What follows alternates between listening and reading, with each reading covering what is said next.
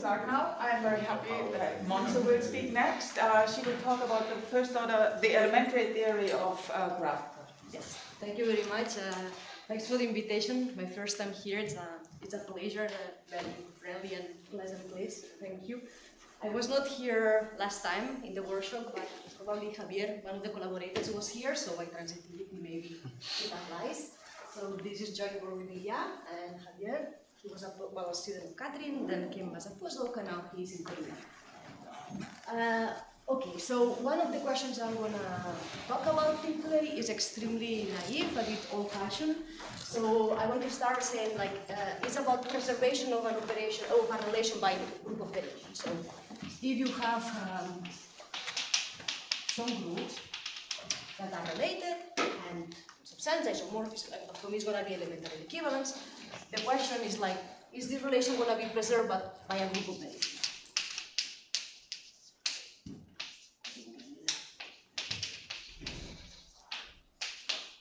I think this is very, very natural to ask.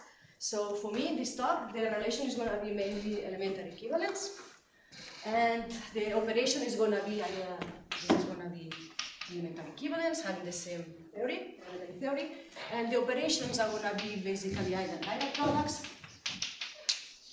mostly the constructions for groups, and free products. More generally, the operation that contains these two is called graph products.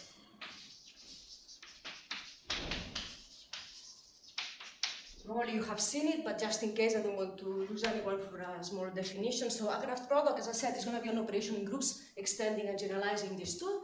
Then you give me a simplicial graph. And you define, and for each vertex you give me some groups. By the vertices of the graph.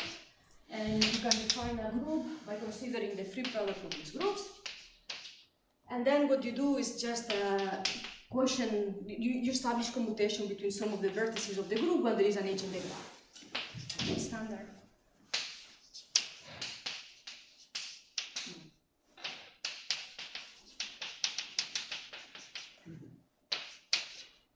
Okay. I have been lazy. I'm saying every element in this vertex group commutes with every element in this vertex group. So as I said, if the graph is complete, you recover direct products, or vertex would commute with each other. If your graph does not have any edges, then you recover the free product operation. Right? And there is an important family of graph of groups that I care about. It's called RAAGs. I'm going to try to change the letters. It's simply a graph product of groups, but all my groups are going to be infinite cyclic. Okay, so these are classic questions. We know the answers to some of them. So the preservation of the elementary equivalence and the direct products, this is a very old result of Vaught. So when the direct products is that result Vaught 58, that tells you it's true. You have groups which are elementary equivalent, you take the direct product, they keep being elementary equivalent. He formulated the question for free products, or as for conjecture. This took a lot of time and much more work to solve. The answer is also, the answer is yes. This is the result of Sela. I don't know what year to put. It's already, let's say, 2011, we're still reading the paper. But the answer is yes for free products. For graph products, we don't know. It's just an open question. Of course, we would expect to be true, but we don't know. I would be happy to report it's true. That's not going to be the main theme of the talk. So in this case, what I want to talk today is going to be the converse of this question. Okay? So what do I mean by this? It's the other way around. If I have, say, some expression operation of groups and they are elementary equivalent, up to what extent I can recover the factors.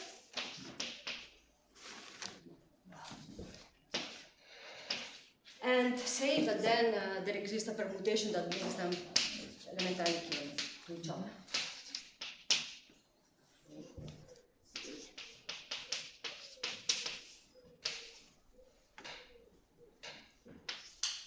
Okay?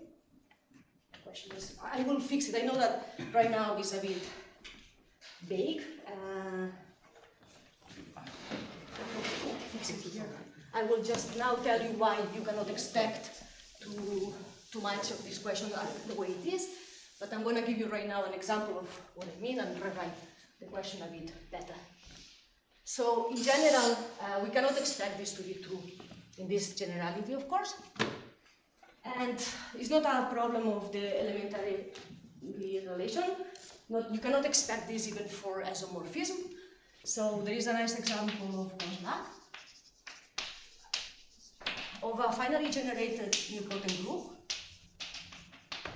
that on the one hand is the linear product of 2, but also for all k greater than 2. You can choose whichever you want. This is one group, but that is also the linear product of k factors. And I'm not cheating here. I'm not trying to group them badly. So all of the ni's and ni primes are non-trivial and directly decomposable.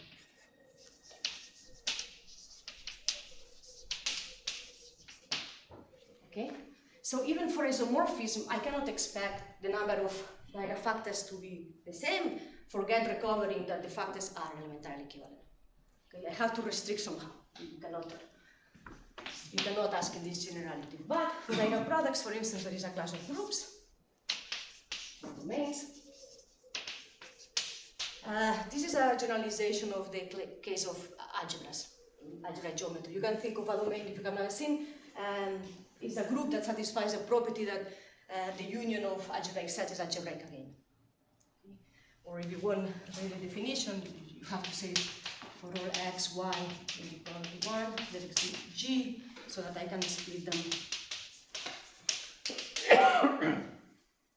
So this is considered kind of the product, so if it's 1, then it has to imply that one of them is 1. That's why 0 divides there. It doesn't matter what the real definition is, but once you restrict it to this class, then the theorem, the question becomes true. So if my groups now are in this class, domains, and I have a linear product of them, which is elementarily equivalent, then it's true that the numbers of the k is equal to L, and up to shuffling is going to be. I can interpret really the factors in this case. How wide is this? Maybe it's very small. What are the examples of groups which are domains? In here you have hyperbolic was 3. Hyperbolic, I should put non-elementary, so not virtually cyclic.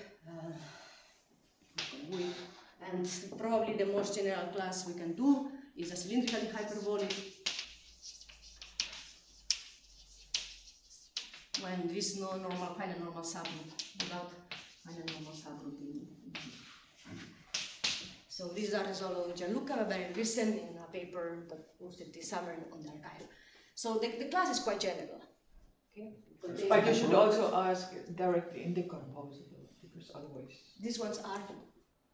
No, for your statement. Yes. They are domain. Yeah. The domain implies the decomposable. I see. You're right. So yeah. Okay. For instance, yeah, if I put RAAGs here, this is what we do. They should put them in decomposable. Okay. Sorry. So who proved this? So in this formulation, Swarchuk. Most of the time are gonna be right. Yeah, Swarchuk. No way. Right? A-V-A-S-C-H-U-K. Vowel? How about No, I'm not. Myasnikov, and this one I can write, and this is Myasnikov. And I would say, I'm inventing the date, but around 2005. there are more general statements. I think that, so they prove it under this definition, but I think that this has been generalized from groups to other structures by Danilova, Yaznikov, and Remeznikov, more in terms of logic. Okay. So now at least you can see what I'm going to go for in this comments of the question. Really what I want is for which class of groups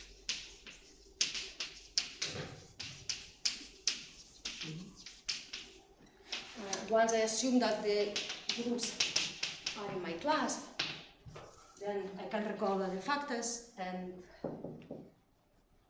interpret the factors. For model theory is really what I'm asking when GI, GI prime are interpreted.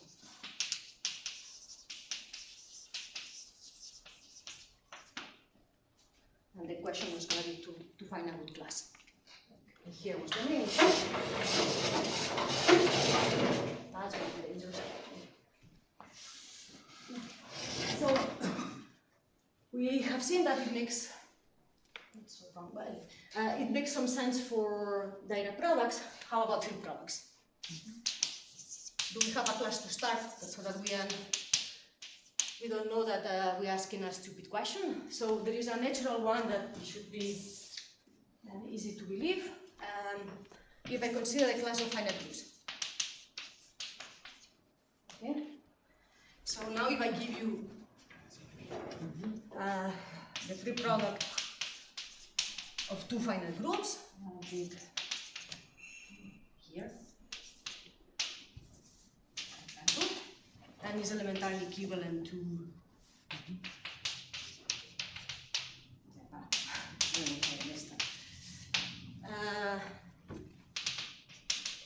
the question is that I can really interpret the factors in the free product. Okay. As of now, I'm going to write it as an exercise. I'm going to give you a hint, and in the middle of talking, I'm going to prove it. But so the claim I'm making here is that GI and GI prime are interpretable for group theorists who has never think this. Is a 2-minute problem that I think is good to do. The main observation is that in a free product of groups, every torsional element is going to be in a conjugate of a vertex group. And since my vertex groups are finite, all elements have torsion, so this becomes an even Olive. Torsion element in the group is even Olive is a conjugate of a vertex group. This already tells you that the conjugates of all elliptic elements are definable instead. Okay? If you want to interpret vertex group, it's not enough, but try to think this. For instance, enumerate me one of the vertex. There are many ways. I'm going to give you later one I think is more relevant, but this one is more naive. Maybe it's going to help having the feeling. My group is finite, so I can just enumerate. I can take a bijection with variables labeled by these elements and write the formula. So I'm going to consider variables. And now consider the multiplication table of G1. Ask like x, gi, x, gj, equals x, gi, gj, whatever. I from 1 to everything scaling here since. So I'm trying to find the multiplication table of G1. And now the question is, what are the tuples of elements in this group that would satisfy this formula? Think a little bit and convince you it's going to be a subgroup which is going to be isomorphic to G1. So far as an exercise, I will come back to the, as I said, and give a real way of how you can interpret the factors in a more general case later. You can think so far. Okay, so at least we have a class which is non-trivial. It's a good way of starting. How does this work for graph products? Okay. So I would like to say the same statement, right? I'm going to again assume I'm putting it still in the same finite. And I would like to say now again, if I have a graph product of finite groups, here, elementarily equivalent. Can I conclude that the graphs are isomorphic?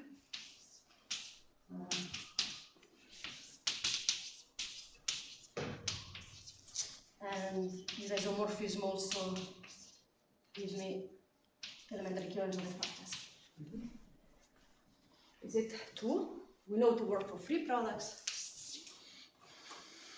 Do you believe it? We need to check free products and direct products.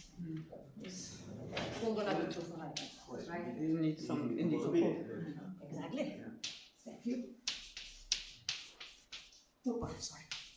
This is a graph product of 2 abelian groups of rank 2 and cyclic groups over the 2 and over the 3. But I can also look at it as a unique vertex.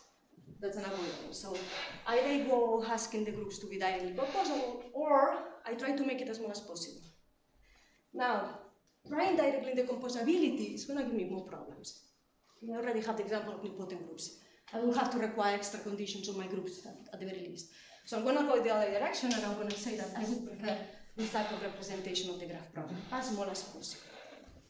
So what I mean by as small as possible, the graph is well reproduced. It's always simplicial and finite. If for every 2 vertices, different vertices, they have different stars.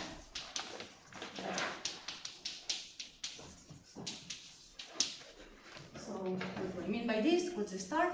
The star is the vertex and everything connected to the vertex.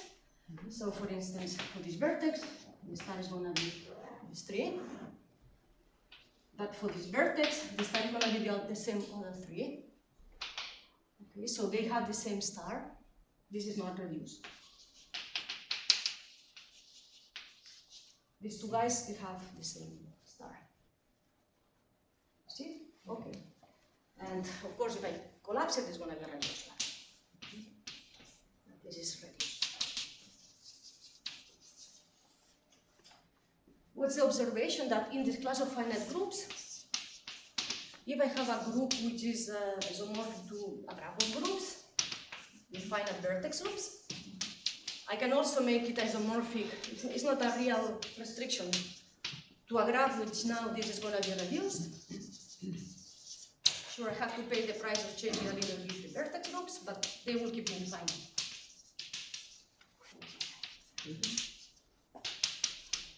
Okay, and how do you build it? This is the thing that you would expect. You give me the gamma. Having the same star is an equivalent relation, so you just quotient.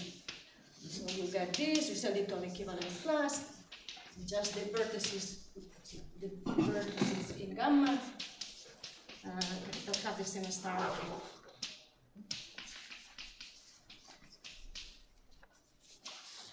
You need to, it's just an observation because of the star that this extends from the vertices to the edges. No problem. So what are the groups? How do I assign them? What's going to be the group we will assign to this new graph is just going to be the direct product.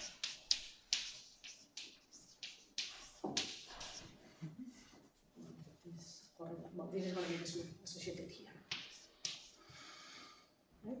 And the luck we have is that direct product of finite groups keep being finite. So I'm not changing the category and I'm not losing groups. Okay.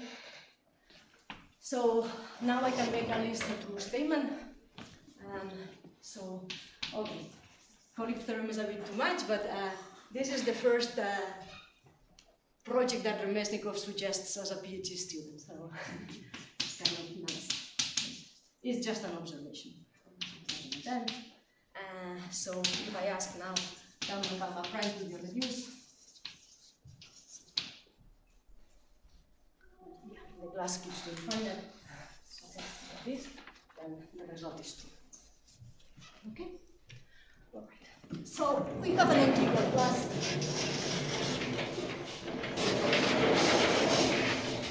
Work. Where should we go next? What's the general guess while fighting with the blackboard? I know that you guessed it right. So what we should try next after finite groups? Martin has a wall of groups. We should go one.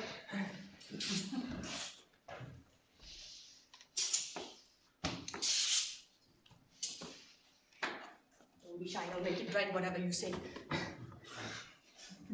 Then would be a reasonable choice. Do you think so? Okay, so let's try.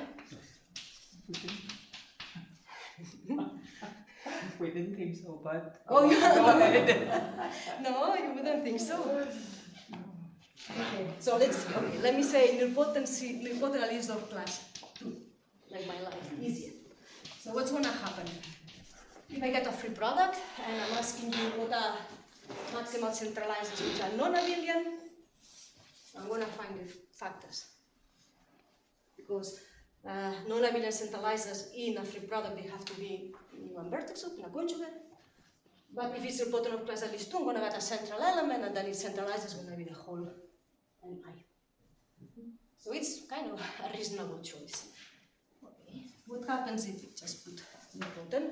This argument applies if I ask abelian of rank more than 1. Every abelian of rank more than 1, again, it has to be contained in one of the vertex groups. If they are abelian, if they are nilpotent, still I will find the vertex group. So what's the problem? Cyclic subgroups. Okay? So it's true that I cannot take nilpotent group. That's why you thought it's not reasonable. But I have one exception. I just need to remove cyclic subgroups. Now, is it me being stupid that I cannot put cyclic subgroups? The answer is no. Sela being smart and saying that you cannot do it. So we already know. It's not necessary for the talk at all and for the results, but I'm going to assume that my groups are torsion-free. Mine. It's for technicalities with the diagram. So right now I wanted to write that theorem by Sela. Every free product, non-trivial free product, is elementarily equivalent to itself, and I can put as many copies of that I want. That was somewhere. I have to exclude this case. I have to exclude diagram. That's why I want to put torsion free. So I have to say, so that I don't forget to say that either diagram or that's true. Okay. So what are the hypotheses of this theorem? What are N1 and N2? Anything for Sela. In my case, I will think of nilpotent, but as soon as this is a non-trivial free product, and this is not dihedral, so these are not Z2s, then it's going to be true. So this is going to be, doesn't matter in which class. Z's are going to be invisible for us besides the dihedral. I cannot find the number of factors. I cannot expect to have an isomorphism. This is undetectable. Okay? But what I tried to explain before, as soon as you are outside of Z, then you do. Okay? Okay, so I think that I can now formulate first the theorem we have. So how far now we can go? So we have gone nilpotent groups, you have seen the trick. Solvable. Reasonable. How about satisfying a law? Reasonable. So, okay. So I'm going to consider the class of groups with non-trivial positive theory. I will have to define you. I will use this one. I will take the groups in this class. I will require that they are not cyclic.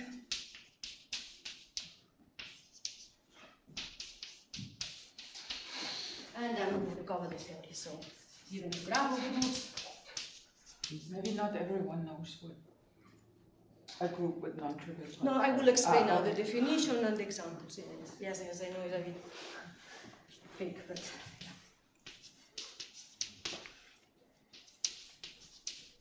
yeah. Then it's, oh, I have told you that I also need reduce.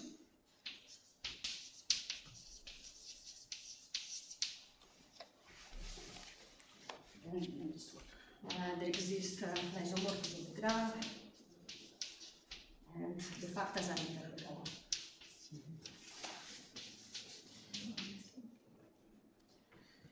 So as Catherine said, now I owe you a bit what is this class of groups, how big it is, what are the examples.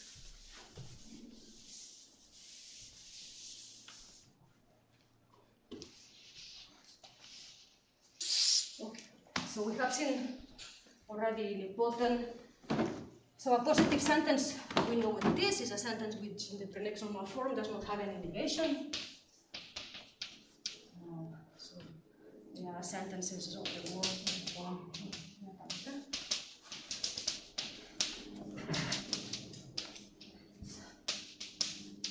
And then finite conjunction equations. find it.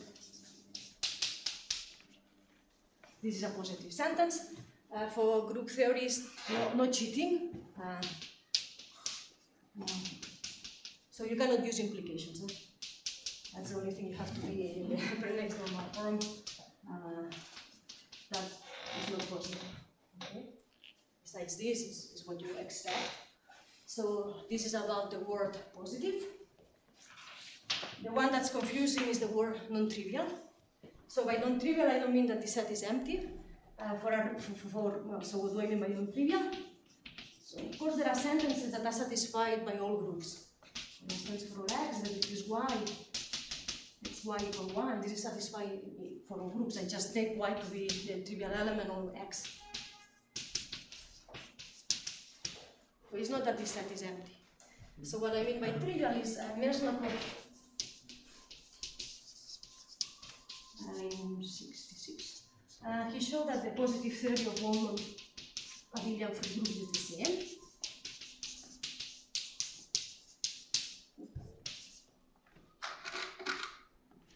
And there is a very easy observation that if you have any epimorphism, then the positive theory of G is contained in the positive theory of Q. And the reason is as basic as homomorphies preserve identities. If something is 1, the image has to be 1, and surjectivity allows you to find the witnesses. So with these two observations, what you get is like the positive the positive theory of any free group, the common positive of a free group, is always contained in the positive theory of any group. So now you can see what I mean by non-trivial, is that it is something proper that is not in the free group. And when I say that this is trivial, it properly contains, that's a proper non-trivial. So this also works with free groups with infinitely many generators? Yes. But even the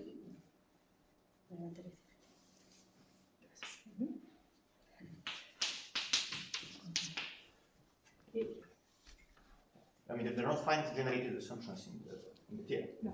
Yeah. Yeah. Okay, good. So we have the definition, we have who's trivial. Now what are the classes? What are examples and non-examples of trivial and non-trivial? So in Martin's law, there was two axes. One that goes through the potent, solvable, and so on. That's going to be the part that has a non-trivial theory. And there is the part that has more hyperbolic behavior. That's going to, oops, right, would be better.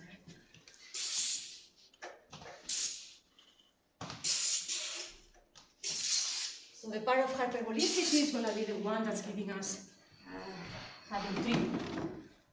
Okay, so trivial. So at least you get an instinct of whose class is that. This is the theory, and here.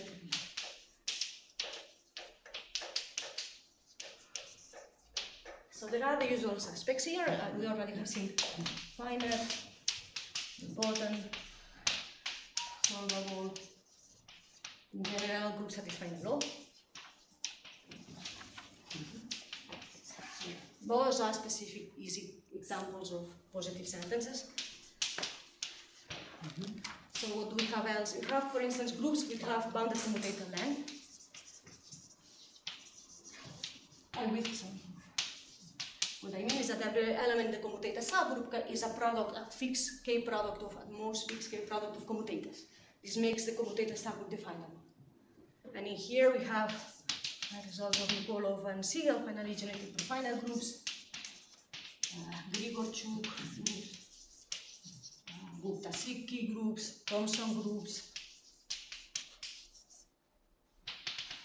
all these families of groups.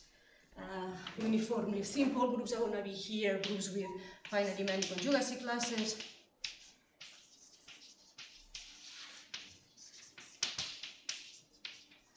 And so on. Okay, you get a bit the feeling of this side. So what do we have with trivial? The usual suspects, free groups, non-elementary hyperbolic groups, by a result of Jonathan and Simon, we have acyclic and hyperbolic groups.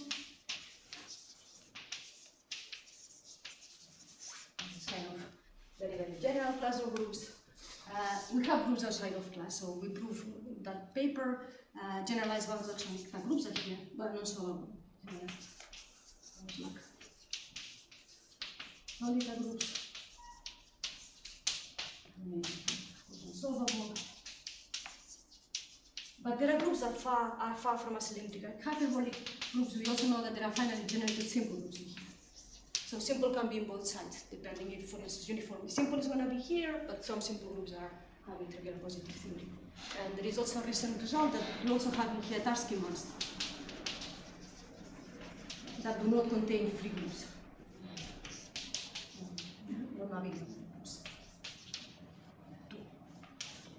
So it is all of them, or just one of them? Or some of them. They constructed Remy and Francesco and Turbo. They constructed examples of groups which do not contain free groups and have trivial positive theory. Are there Tarski monsters on the other side?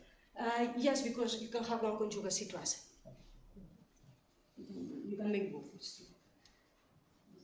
This is we're answering a question, because usually the way you prove, at least until this point, that we can have trivial positive theories by finding small cancellation elements.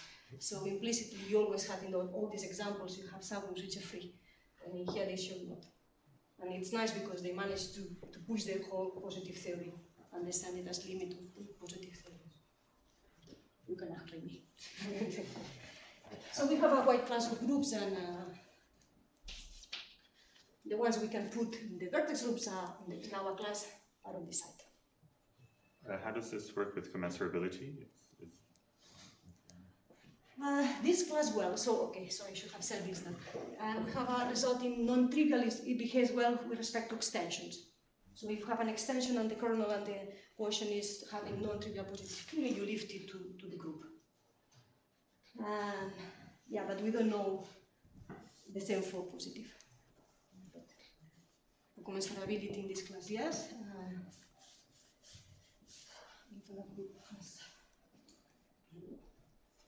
Well, if a group has trivial positive theory, I don't know the finite index. I should also hide it. I know it in this side only. Okay. So I have explained you the statement of the result, which is unfortunately in different blackboards. So I can trace this. Okay. So what? To be honest, okay, we care about graph products, but on the back of my mind, I wanted to know about RAAGs. And RAAGs, I'm excluding them because they all have cyclic edge vertices. So I don't get right now in this theorem any information about RAAGs. So I want to explain you just a little bit the strategy of the proof to tell you why we cannot improve it a little bit.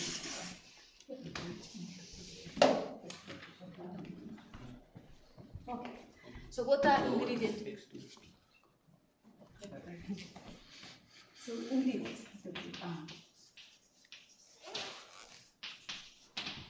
One result that it was very useful for us is that we have a quantifier reduction for positive. Sorry. Yes? So Tarski monster, doesn't it satisfy for all x to the p equal to 1? No, sorry, this is a torsion free. Oh, torsion massive for me is everything that's a quotient using small cancellation. So this is a torsion free. Okay. So I don't know how to call them otherwise. Yeah. No, it's not a torsion. Okay. This one would be satisfying a loop. Whereas I goes would be. So this one, this time I'm trying to stick it better. So what we show is that if a group satisfies, well, if the positive theory of the group is non-trivial, there exists, for all, there exists what? Positive, non-trivial positive sentence.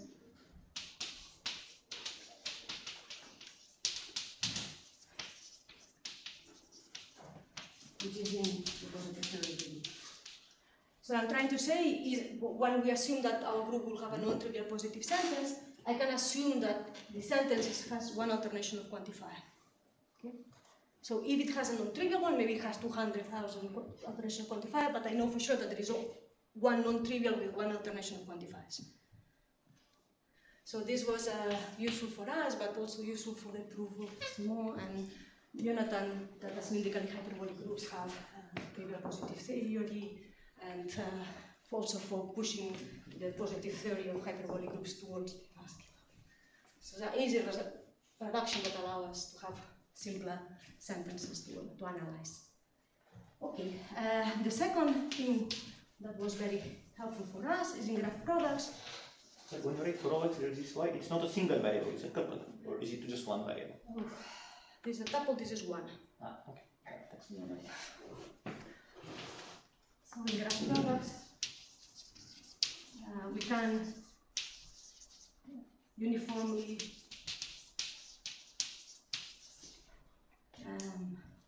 describe or generate, I will say what I mean, describe small cancellation elements.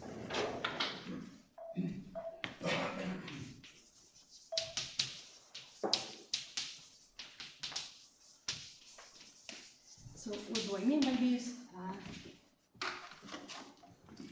You choose me how many you want. You choose me how small cancellation, if you haven't seen, thing is a kind of a free loop, which is nicely embedded. So there are small pieces inside. You have words, and allowing for cyclic permutation, the pieces that correspond are bounded by 1 over n the length.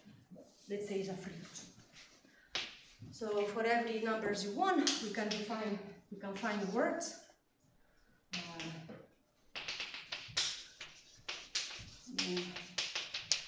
In the free group, in a way that if you give me two elements in the graph product, I'm going to just write G, so for all, let's see, in the graph product, if these guys are not obviously elliptic, in the same elliptic subgroup, and they don't commute,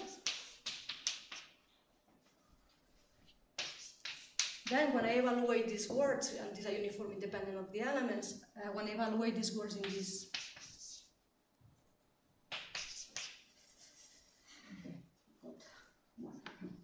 this is n small cancellation.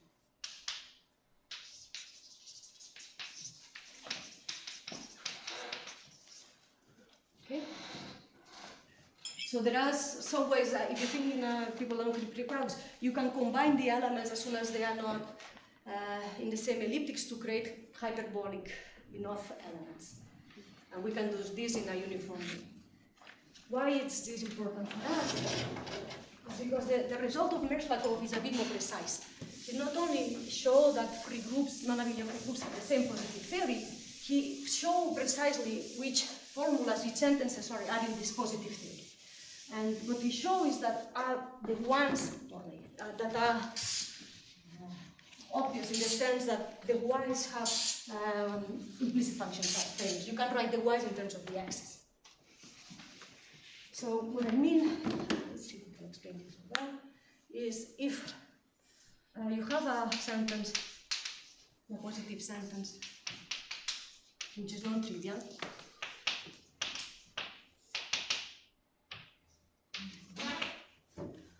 and a group satisfies this sentence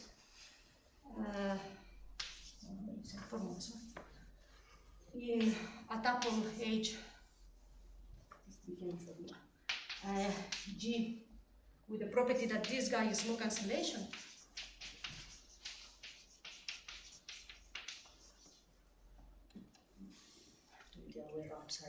So if a group satisfies some sentence, positive sentence, in small cancellation element, then this cannot be non-trivial, has to be trivial. Then the sentence from X which is is trivial. It's a trivial positive sentence.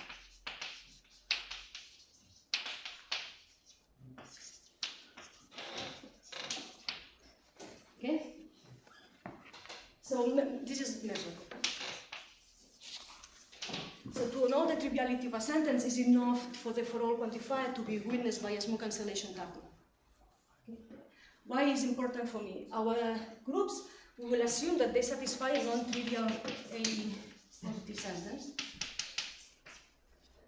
I will, instead of evaluating it in X, I will evaluate it in these uniform words that they want to be small cancellation. Okay? I'm gonna now replace this.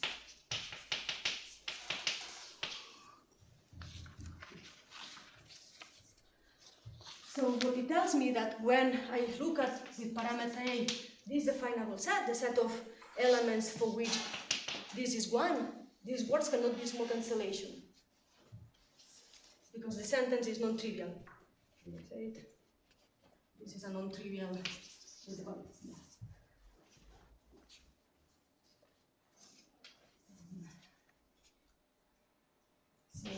So the set of elements in G, for which G satisfies equal to value G, oops, that's an H, A cannot be.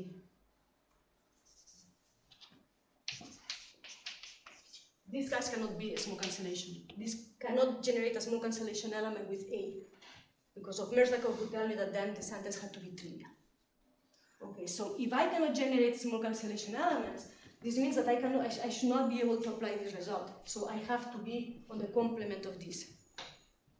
So what I'm trying to convince you from this, and very well explained, sorry for that, is that if an element is in this definable set by a parameter, then the negation of that, either these guys they have to be in the same vertex group, or they have to commute. Follow? If not, this tells me that these words are going to be small cancellation, then because the group would satisfy this in a small cancellation, Montserrat would tell me that the original sentence for all x where this y would be 3. Okay, so how are these sets? Let's come down and try to understand now these definable sets in a free product. So if I have a free product and I get a parameter A in one of the vertex groups, what's going to be YA?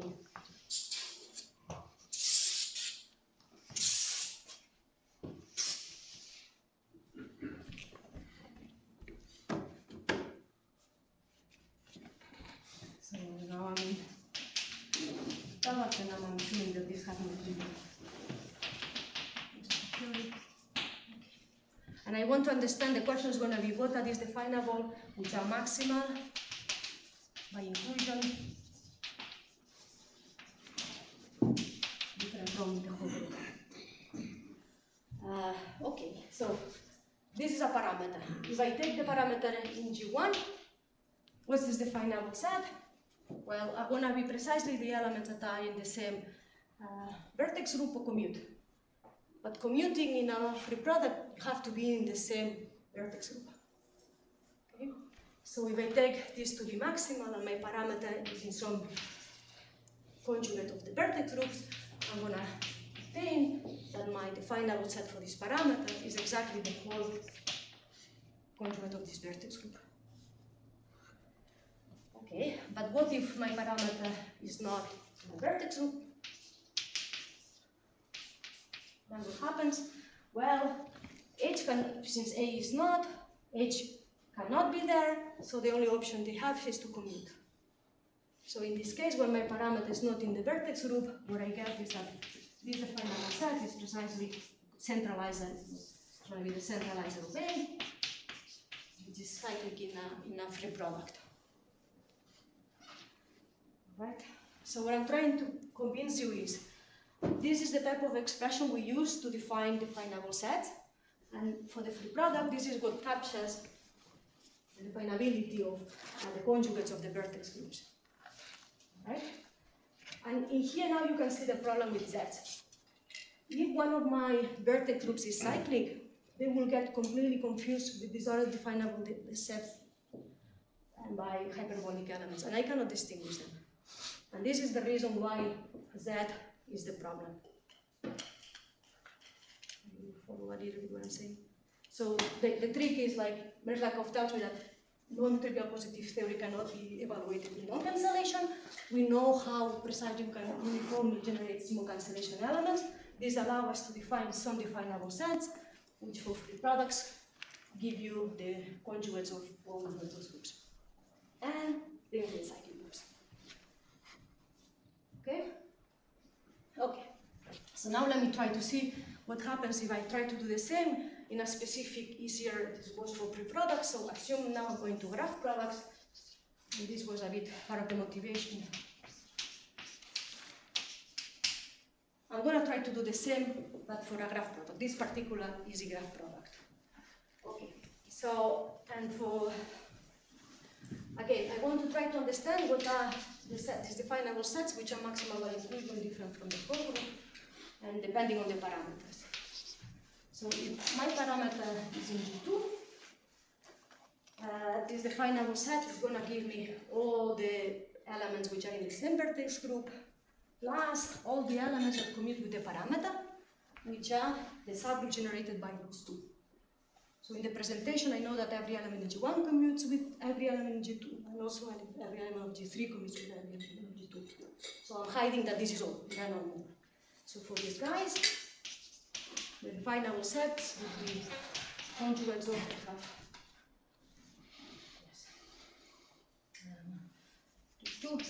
G1 product in fact G3, like that, and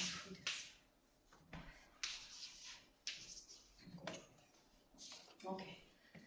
The same if I take it in some conjugate of G3, then I will get the centralizer of G3, which is one of G3, G2, G4, conjugate. Now, what happens if I get a parameter in G1? You have to check that then the final set would be G1 times G2, which is contained in here, which is maximal by inclusion, out. If it's in parameter in G1, G3, the same. Then the final set will not be maximal, blah, blah, blah. So there is only one maximal left. This one is not in this set. Not in here, only here. And in this case, sorry, the final set is going to be cyclic. Okay, so it's true that for graph products, cyclic subgroups appear again. But there is a major difference. For free product, if one of my GRs is cyclic, this definable set is just cyclic. But in a graph product, if I put Z in this cyclic subgroup, I still can distinguish the Z from the Z. Because this one has a non-abelian centralizer, while this one is just cyclic. Its centralizer is cyclic, it's abelian. So what I'm trying to say is, we know for graph products that some GB equals Z are yet interpretable.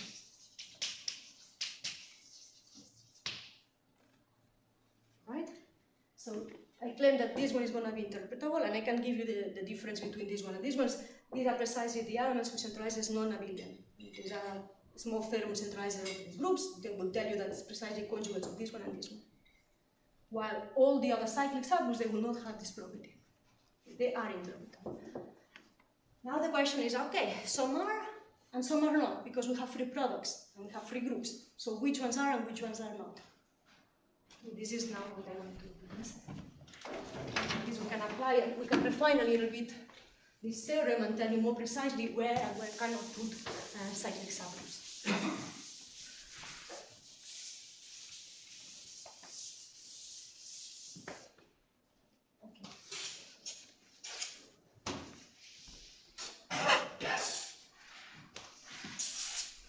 All this story is about, morally, about the cyclic subgroups getting confused with each other. So, okay, let me try to define it. So if you give me a graph, a vertex in here is called width. If there exist other vertices, and many, vertex set, such that the link of B, I will give examples, you can obtain it as intersection of the stars of W. And redundant if I can assume that, in addition, that these guys are different from me. Okay. For example, stop watching you. Okay, so the same type of graph. What happens about this vertex? Its link is only this vertex. If I get W and B and I check the intersection of the star is this, the intersection of the star is this, the star is this, the intersection is this, which is exactly the link of B. This guy is weak. Okay. Now I have been lazy and I have used itself to define the link but in the intersection, but I could have chosen this one. Okay. So if I have these two, one of the two is redundant, but not both at the time. So these are weak, but only one of the two is redundant. This is weak, but it's not redundant. To get the link of this vertex, I have to use this. If you use me any other vertices and you intersect the star, you will not get me its link. I'm forced to use, so this is weak and not redundant.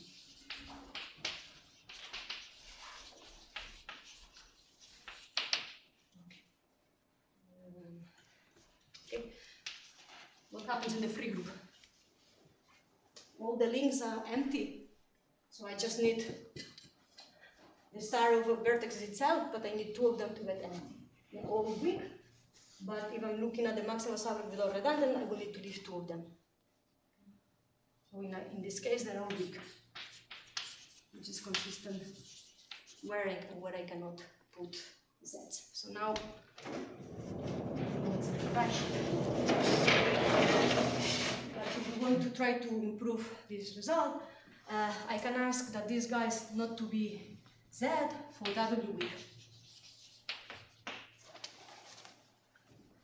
And really what we prove, so if you define the core of gamma to be gamma minus the weak vertices, is that this is interpretable, always interpretable in the class of non-trivial positive theory without requiring Z or non-Z.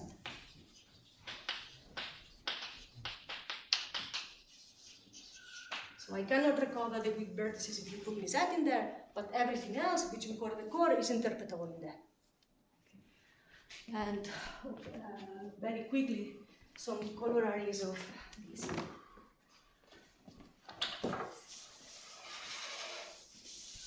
So for RAAGs, now I finally can apply to RAAGs, and in there what we get is what I'm saying, that the core is interpretable. Maybe give you some.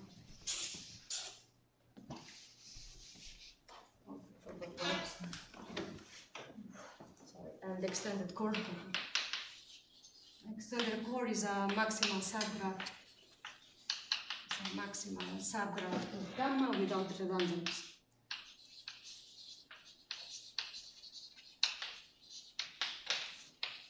And here your lemma that it exists and is unique up to isomorphism. I have choices, but it exists and is unique. So the corollary is that two right-angle arcing groups are going to be elementarily equivalent. If they are elementarily equivalent, then the extended core has to be isomorphic to the extended core. And why do we care about this? Is because the conjecture now is that the converse is going to be true. So we conjecture that this should be describing precisely the RAAGs that are elementarily equivalent. So converse should be true.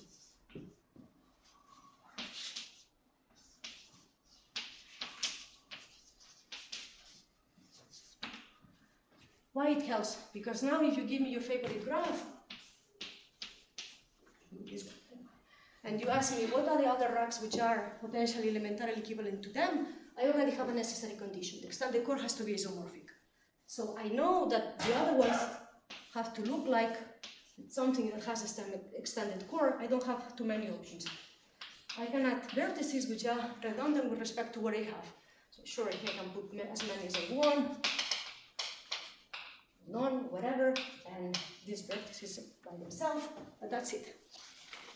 So the result tell me that if you compute the extended core of this coincides with this, and these are all the ones that have the same extended core as this guy, and our conjecture is that this should be all elementarily equivalent. So it gives an understanding, potentially, the classes that are elementarily equivalent to RAAGs. Okay. Now, I have explained you everything for the class of non-positive positive theory, non-trivial positive theory.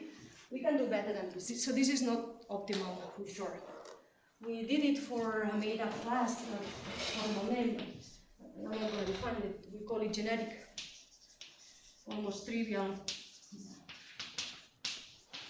positive. The point in here is that we allow some control negations. And the example that we can have in this class is, for instance, groups GB with non-trivial center.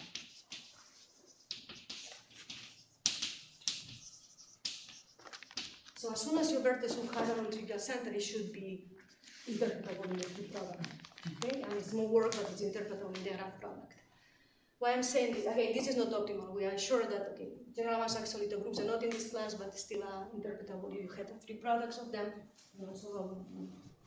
But the point is that we did it a bit more, we extended a bit the result, because then we could use Sela result for free products and give a description of finally generated groups elementarily equivalent to some RAAGs. These are called drone RAAGs. These are RAAGs whose finally generated subgroups are again RAAGs. This is a characterization. So why this class is because we managed to push it down to free products in a way. We could use combination of direct products and free products and use Sela plus this interpretability to describe all these models. And just to finish very quickly, sorry. So what we did, in fact, we checked. Okay, sorry. One of the corollaries of interpreting the core is that then algebraically, from here we also recover the isomorphism. So the point I'm trying to say is that this is strong enough to, when we put the relation of isomorphism, recover the whole graph. It covers enough vertices that after reduces to the graph. What I'm saying this is because although we don't have rigidity for RAAGs, the definable sets we work with are enough for determining isomorphism. And I think that this is going to be more general than so these definable sets, these ones, the YAs that I have defined, these are definable, and you can build some graph with them. Say, my vertices are going to be YA, and I'm going to put an edge YA, YB, if I don't leave, they intersect, not trivial. And this is a graph. This graph, for us, it controls the isomorphism, it controls elementary theory, but also it controls automorphisms. And this idea of using this type of definable sets was used for the mapping class group, Javier Pantina and Thomas Coverda. If you do a very similar construction, in there you recover the core graph. But for them, in fact, they had rigidity. You could apply isomorphism and so on. So I'm saying that there are natural groups where you can try to build these enough structures on it to control all the problems like the isomorphism, the elementary equivalence, or the automorphism group. The natural class would be the HHGs, and some acting groups that are HHGs and understand a bit better. Thank you.